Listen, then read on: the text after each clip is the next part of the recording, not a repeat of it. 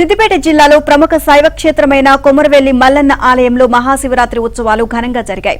శివరాత్రి సందర్భంగా ఆలయంలో పెద్దపట్నం మహోత్సవం నిర్వహించారు. లింగోద్భవ కాలంలో స్వామివారి గర్భాలయంలో వీరశైవ అర్చకులు మహాన్యాస పూర్వాక రుద్రాభిషేకం నిర్వహించారు.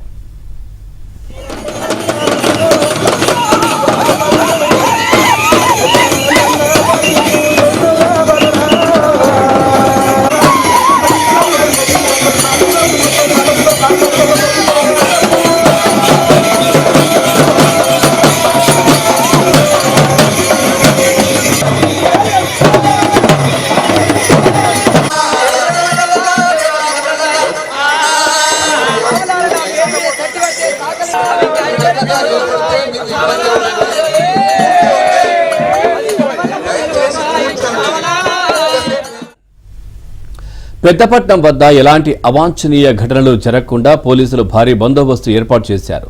ఇదిలా ఉండగా ఉత్సవ విగ్రహాలను తీసుకుని పట్నం దాటే సమయంలో భక్తులు ఒక్కసారిగా బారికేడ్ల పైనుంచి దూకి పట్నంపైకొచ్చేందుకు రావడంతో ఒక్కసారిగా ఉద్రిక్తత వాతావరణం చోటు చేసుకుంది. దీంతో పోలీసులు లాఠీలు జులిపించి పరిస్థితిని అదుపులోకి తెచ్చారు.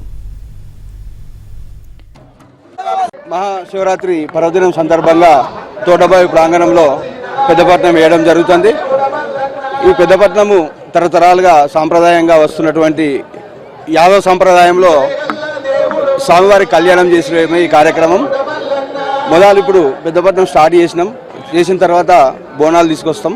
బోనాలు తీసుకొచ్చి పట్నం మీద పెట్టిన తర్వాత గర్భగుడికి వెళ్ళి ఉత్సవ విగ్రహాలు తీసుకొచ్చి పట్నం మీద పెట్టి కళ్యాణం చేసి పట్నం దాటించిన తర్వాత భక్తులకు పట్నం దొక్కే అవకాశం కల్పిస్తారు. ఈ పట్నం చూడడానికి కూడా సుదూర ప్రాంతాల నుంచి కూడా వస్తారు.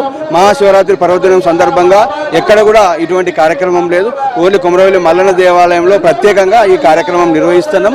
భక్తులకు కూడా ఎలాంటి ఇబ్బంది లేకుండా ఈవో గారి సంవత్సరం కూడా వసతులు కల్పించిండు.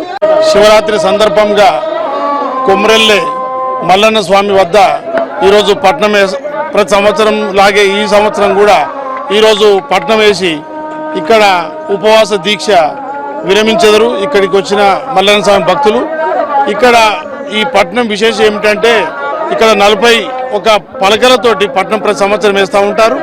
దాంట్లో పట్నం వేసిన తర్వాత ఉత్సవ విగ్రహాలు దేవుని మల్లికార్జున స్వామి నుంచి ఉత్సవ విగ్రహాలు వచ్చి ఇక్కడ పూజ చేసుకొని విగ్రహాలతో పాటు ఈ పట్నం దొక్కి భక్తులు దర్శనం చేసుకుంటారు.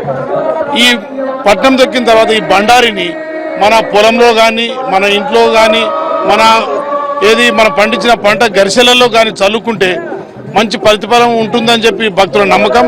అలాగనే ప్రతి సంవత్సరం ఈ సంవత్సరం కూడా వేలాదిగా భక్తులు తరలి వంచి ఈ కార్యక్రమాన్ని వీక్షించడానికి వచ్చేశారు. వారందరికీ మల్లన్న స్వామి ఆశీస్సులు దండిగా ఉండాలని నేను ప్రతి ఒక్క భక్తుని